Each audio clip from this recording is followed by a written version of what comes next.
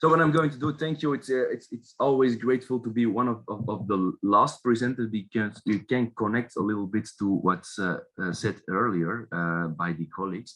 So what I'm going to do is to present you an ongoing research project, and also it's not only a research project, but the project in the Belgian Catholic Church about the annual report and the monitoring of this church. It started in 2017 and it's still going on. It's a project commissioned by the Belgian Bishop Conference, and the general objectives of this project is to set up a systematic scientific monitoring and analysis of the various fields of activity of the Roman Catholic Church in Belgium.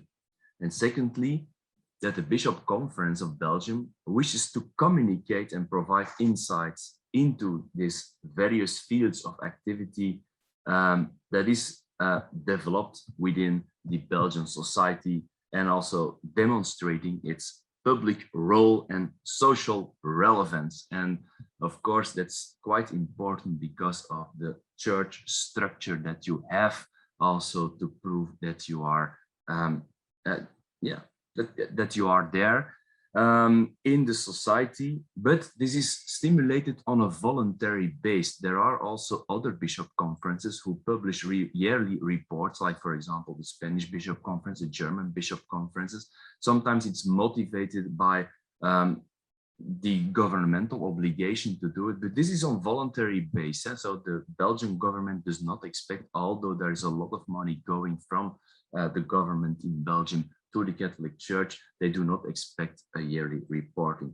So it started, it was also stimulated by what other bishop conferences were doing already for more years, and to present it more publicly, because it's also what the general audience in the Belgian society expects from public actors. And the church is a public actor, of course, involved in a lot of crises, and the sexual crisis is sexual abuse crisis is one of them.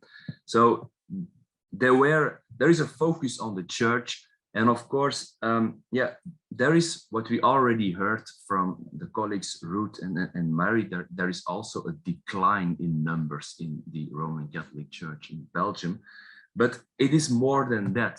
The church is involved in a lot of activities in society, in the church, and that's something that we wanted to show, that there were a lot of fields of activity where the Roman Catholic Church is involved, so that it is not only what's always in the media, and there's a lot of media attention on it, that if there is one number, for example, the amount of baptisms, the decline, the church attendance, the church belonging, the church is more than that, and that's something that the church wanted to communicate. And of course, that's a good purpose, but the question is, how are we going to do that? So there were a few scientific objectives. So we wanted to study the data acquisition method and data within the Roman Catholic Church. There was in the past, in previous century, there was already in the second half, in the 60s, 1960s, 1970s, there was data monitoring on a quantitative base, longitudinal, yearly, where they collected data from church attendance, not directly church belonging, and also the activities where church was involved. But it stopped on a certain moment, because also about the fear of bishops on that moment, that they were always confronted with the decline of the church. But of course, if that's something that you yearly accentuate, then they say, okay, this is a reality, we're going to stop with it.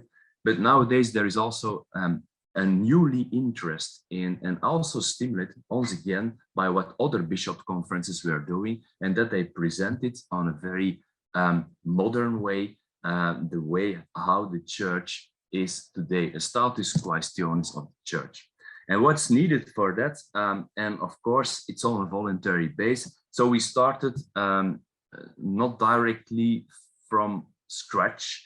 There was already some data gathering in the church. There was already still going on, a yearly survey of the bishop where they asked to every parish to count on a blue Sunday in autumn, to count the amount of parishes that were on that moment in the Eucharist, the celebration of the Eucharist, and the second moment that they asked to count on Christmas Eve. And of course, that's not unspoken, it's biased, because then there is a lot of people that use the church on that moment and attend the celebration on Christmas Eve.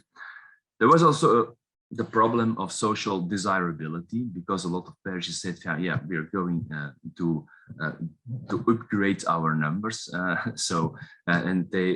We were not certain about the numbers collected by the people, the parishes themselves. So we also saw that there is a lot of data gathering was dispersed, mostly of the time in the territorial pastoral on the level of the dioceses. Every diocese, we have 8 dioceses in Belgium, they collect themselves data, but there was not on an interdiocesanal level a good image of which data is gathered, what kind of data, and on which activity domain of the Catholic Church.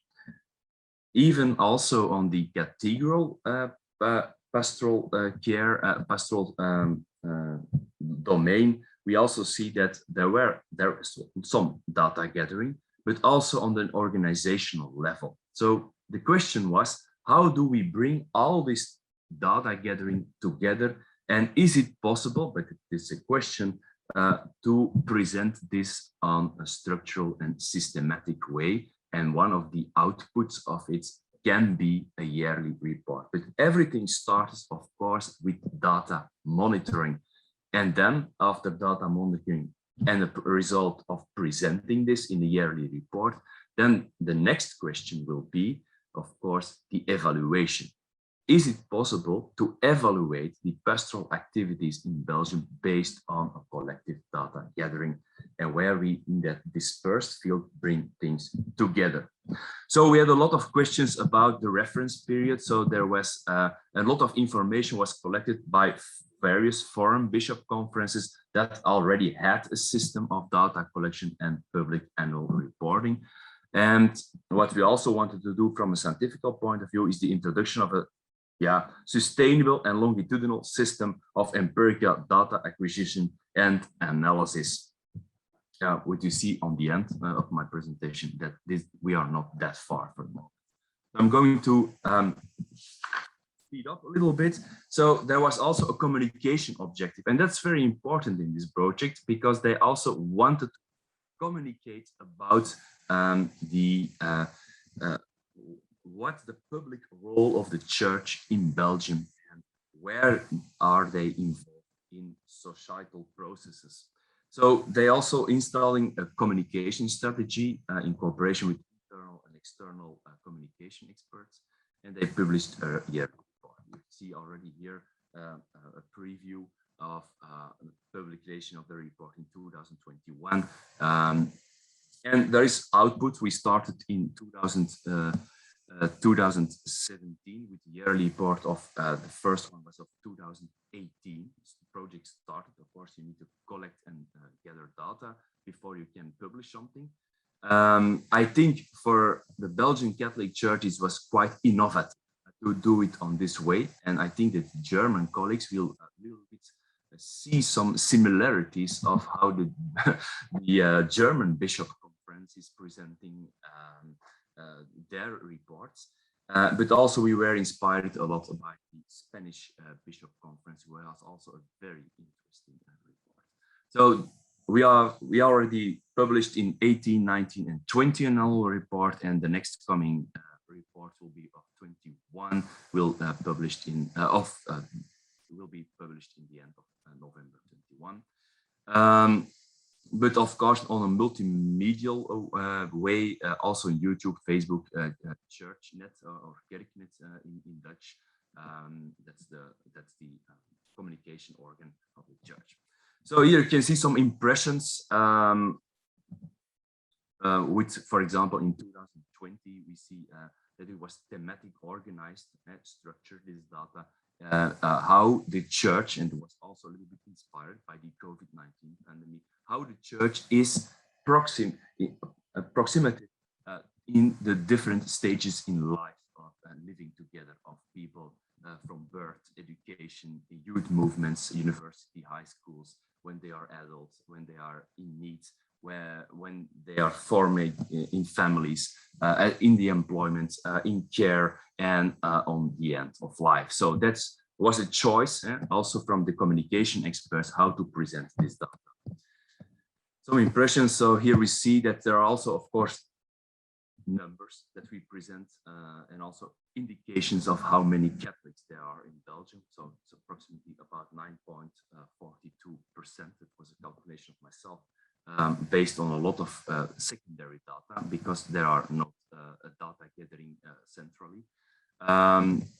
So you see that 8 dioceses in 2017 there were 3,846 parishes, and in 2021 there were already 3,742. So that are quite easy numbers to count because every diocese is doing the data gathering themselves. So then present think on, I think, on the lay movements, action, etc. Participation in the Eucharist, that's counted, what I already said, the 3rd Sunday of October that they counted, and on Christmas evening and day, also the numbers of church attendance on that moment. The religious, and it also stimulated a lot of actors in the Belgian Catholic Church, and that's how it's really connected, I think, to the story of Wojciech. It's, for the moment, the data gathering is, from a scientific point of view, mixed methods. We base ourselves on quantitative data that is collected by the church itself, and also we did a lot of efforts to bring this dispersed data collection together, but that's more qualitative and of course there is also the participatory action approach. So we stimulated people to on a structural data, on a systemic way, to send in their data to a central point, and in that central point where all the data were collected, that's in the interdiocesanal center in Brussels. So there's also some outcome. Direct outcome is that there was a high media interest for the publication present of the annual report. So we received a lot of attendance of the media. What was also another one, and that's also very interesting because that relates to what Wojciech already said. There was a high level of satisfaction among the faithful in the Roman Catholic Church. A lot of positive reactions on it. They said, "Oh, my church is also involved in this societal domain. We didn't know that." Also from other dioceses. So it was really hidden, not only externally, but also especially internally. The church was even because they belong to it, they are involved in it. The church was a very unknown actor for also the faithful, and also the willingness, absolute willingness to participate also in the later on after publication of 2018 to also send in their information. So also that we stimulated that they are actors in data gathering, so we stimulate them. So it's really mixed method. Of course, as academics, we have to lower our ambition a little bit.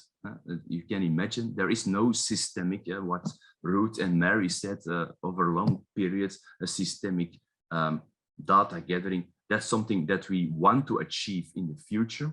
The question is how it is. What's the impact of it? For example, on the evaluation side, that's quite uncertain. So here are some challenges, and here I will end. So about the monitoring, I think in generally for the moment, and that's just a descriptive, I think it's very fragile for the moment. The viability of the project, not only about the financial cost of it, but also of the interest and ongoing interest, also the human resources to involve in this project, professionals, volunteers, etc.